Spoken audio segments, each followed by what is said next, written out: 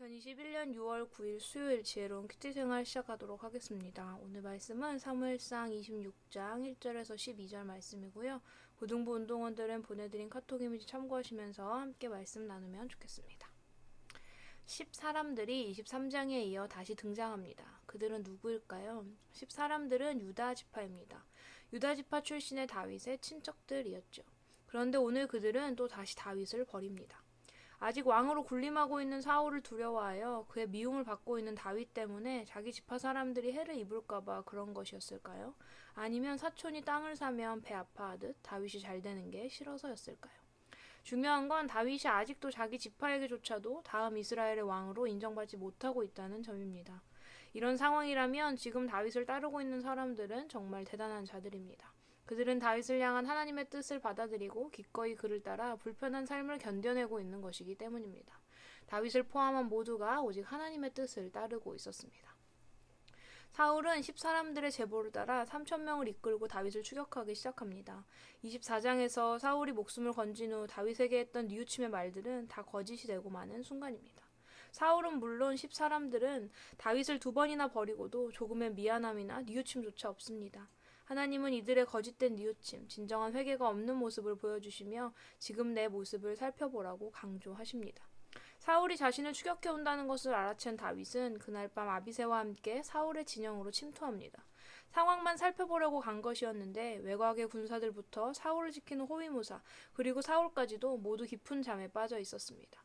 이런 이유로 두 사람은 누구의 제지도 받지 않고 너무나 쉽게 사울에게까지 도달합니다.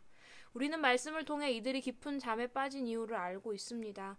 여호와께서 사울과 그 군사들을 깊이 잠들게 하셨기 때문입니다. 하나님의 기적입니다. 그런데 동시에 이것은 다윗을 향한 하나님의 시험이었습니다. 사울을 죽일 기회가 다시 주어졌을 때 다윗은 어떻게 할 것인가? 하나님은 다윗이 이 시험 문제를 어떻게 풀어내는지 우리에게 보여주려고 하십니다. 이번에도 다윗은 하나님의 말씀을 적용하여 사울을 살려줍니다. 다윗이 아비새와 우리에게 말합니다. 치셔도 하나님이 치신다. 심판의 권한은 오직 하나님께 있다. 여호와의 기름 부음 받은 자를 치는 것은 하나님께서 금하신 일이다. 나는 오직 말씀을 따른다. 이와 같은 결단이 있을 수 있었던 것은 다윗이 삶에서 체험한 하나님의 일하심 때문이었습니다. 하나님께서 나발을 직접 치시는 것을 보았기 때문입니다. 자신에게 일어난 상황에 대해 하나님의 뜻을 묻지도 않고 나발을 죽이려고 나섰던 자신의 모습을 처절하게 진실하게 회개했던 다윗은 이제 같은 실수를 반복하지 않습니다. 그가 하나님께로 마음을 돌이켰기 때문입니다. 오늘 이 말씀을 마주하는 나의 삶은 어떠합니까? 하나님을 믿는다고 말하지만 하나님의 자녀라고 말하지만 주님 안에서 한 형제, 한 자매라고 말하지만 그들을 사랑하고 그들의 허물을 덮어주는 모습이 아니라 나의 감정과 나의 이익에 맞추어 그들을 어려움의 자리로 외로움의 자리로 내모는 그리스도의 사랑을 잃어버린 모습은 아닙니까? 또한 계속해서 회개하고 회개하지만 결국 똑같은 모습을 반복하고 또 반복하는 거짓된 뉘우침의 고백, 진정한 회개가 없는 삶을 살아가며 제자리를 맴돌고 있지는 않습니까?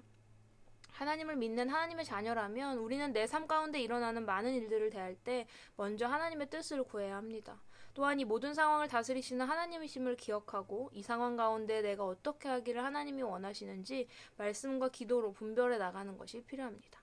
하나님이 기뻐하실 결정, 삶을 살아내기 위해서는 말씀과 기도도 필요하지만 그것을 행하는 일 또한 반드시 필요합니다. 하나님 뜻대로 살아내는 것은 분명 어려운 일이지만 한 번, 두 번 그 일을 행하고 또 그 가운데 일하시는 하나님을 체험하면 하나님의 뜻을 찾고 따르는 그 다음 일들은 너무나 쉬워질 것입니다. 그리스도인다운 삶, 하나님의 자녀다운 삶을 살아간다는 것은 사실 어려운 일입니다. 그래서 우리는 그리스도인의 삶을 포기하거나 그저 반복되는 거짓된 뉘우침으로 우리의 삶을 채워내고 있지요. 하지만 기억해야 하는 것은 하나님 마음에 합한 자라는 평가를 받는 다윗의 인생 속에도 수많은 실수와 고난, 많은 어려움들이 있었다는 것입니다. 다윗도 우리와 같이 두려움과 외로움, 미움, 분노, 많은 감정들을 가지고 있는 사람이었지만 그 가운데서 하나씩, 조금씩 하나님의 말씀에 순종하며 뉘우치고 실천하다 보니 하나님 마음에 합한 자, 모든 일에 하나님을 기억하며 그분의 말씀을 따르는 삶을 살게 되었습니다. 오늘부터 우리의 삶 속에도 하나씩, 조금씩 하나님의 말씀에 순종하고 뉘우치며 실천하는 행함이 생겨났으면 합니다. 거짓된 회개가 아닌, 계속 같은 일을 반복하는 것이 아닌 진정한 회개를 통해 같은 실수를 반복하지 않고 미움이 아닌 견제가 아닌 사랑으로 나의 이웃들을 대할 수 있기를 바랍니다. 하나님의 뜻을 따르기 위해 어떠한 불편함도 기꺼이 감수해보고 또 어렵고 힘들 때 외롭거나 두려울 때 하나님의 말씀을 찾고 또 하나님께 기도함으로 그 시간을 채워보는 행함이 있기를 바랍니다.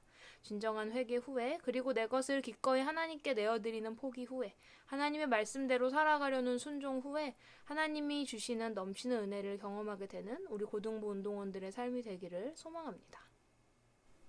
지혜로운 큐티생활 169번째 시간이었습니다. 여전히 부족하고 연약하지만 오늘부터 나는 오직 하나님의 말씀 안에서 그분의 말씀을 따르는 삶을 살겠다는 다짐과 행함이 우리 운동원들의 삶에 일어나기를 소망해 보면서 오늘의 퀴즈 드립니다. 첫 번째, 다윗과 아비새가 사울의 진영에 갔을 때 사울의 군대는 어떤 모습이었습니까?